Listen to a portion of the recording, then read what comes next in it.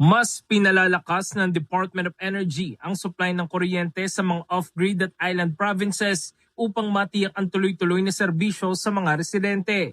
Ayon sa DOE, mayroon ng sapat na supply ng kuryente sa Occidental Mindoro, kung saan may 36 megawatts na available na kapasidad kumpara sa peak demand na 26.54 megawatts. Dagdag pa rito, may karagdagang 17 megawatts na kapasidad na nakakontrata para sa mga bayan ng Mamburao, Paluan, Santa Cruz, Abra de Ilog at Sablayan upang higit pang mapatatag ang supply ng kuryente sa lalawigan. Sa Oriental Mindoro, sapat din ang kasalukuyang kapasidad upang matugunan ang pangangailangan habang pinabibilis ng DOE ang pagdaragdag ng mga mas maraming power supply.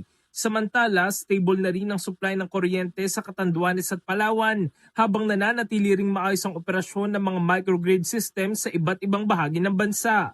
Ayon kay Energy Undersecretary Mario Marasigan, layunin ng pamahalaan na makapaghatid na matatag at sapat na supply ng kuryente sa lahat ng komunidad lalo na sa mga malalayong lugar upang masuportahan ang kabuhayan at pag-unlad ng mga mamamayan.